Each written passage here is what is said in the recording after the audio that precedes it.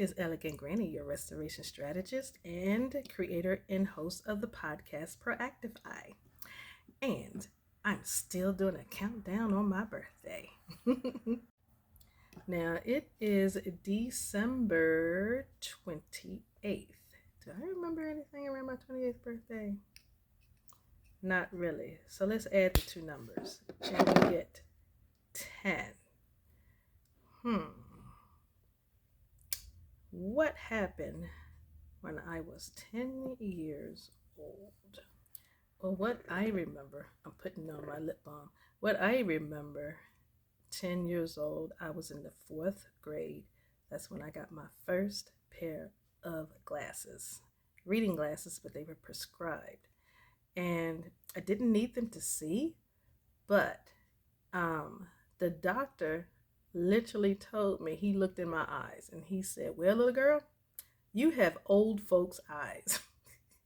So, of course, I was not happy about that. So I just wrapped back in my chair and rolled and folded up my arms.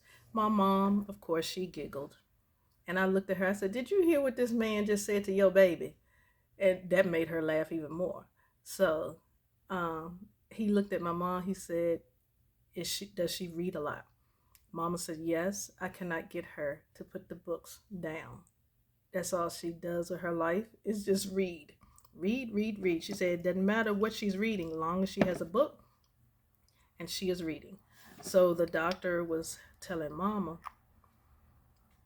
what you're going to have to do, because if you don't, she'll go blind soon because she's overusing her eyes. And he told Mama, "Let me read for 2 hours.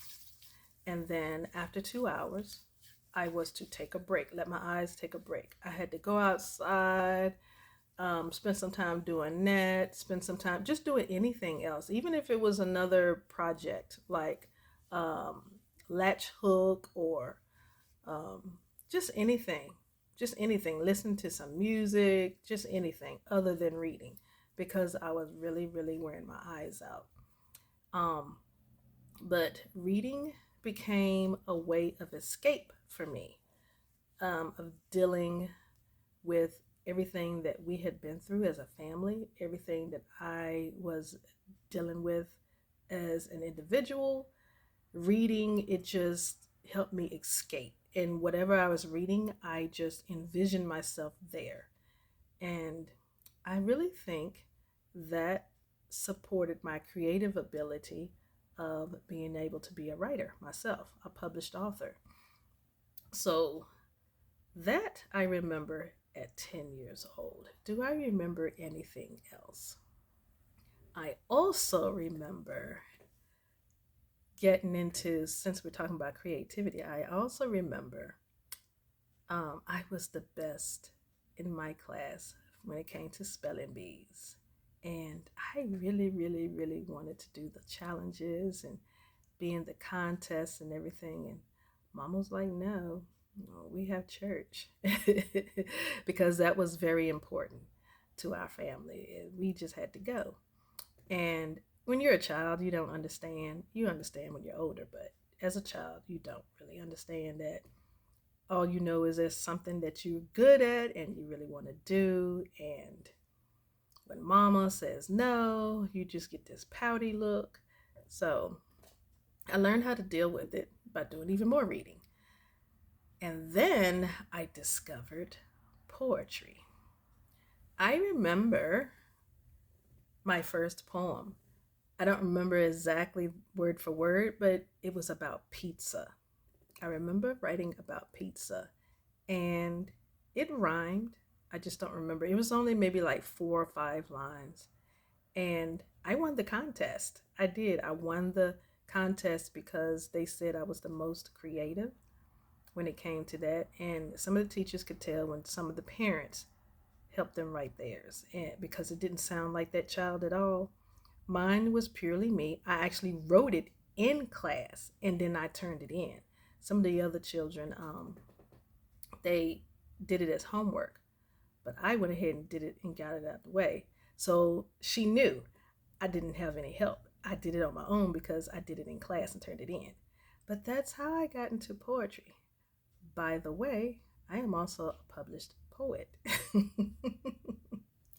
So at the moment, I do not have my website up because I am looking for a new home for my website because where I was hosting it, that company no longer exists. They were acquired by Vistaprint.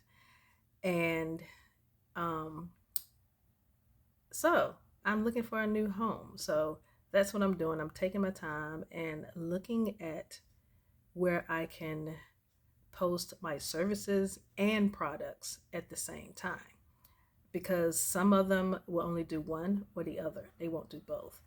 And so I'm looking for sites that will do that. I'm also looking for a site that would do those things. And also, you can purchase the courses and the classes that I have because I am still working on those. Those will be available coming spring in 2024. They will be available. Also, while I'm talking about that, um, I am going to, in January, start taking intakes for new clients next year. So I am a spiritual counselor and I help people who have come out of toxic relationships and they are trying to get a momentum on their life or healing from it and moving on and being better. You know, just being better, like more healing done and looking back to see, how it all started and, you know, what they can do to heal from it because it doesn't necessarily have to be that you did something wrong or attracted that thing to you. Sometimes they're just mean people out there and they bully people no matter who you are. You didn't have to attract them and it didn't have to be your fault. Some people are just mean. They're like that with everybody. Point blank, period. But anyways, that's what I remember from my 10th year. Yeah. Got my glasses. Became a poet. Yeah. Published author. Yeah. All of that.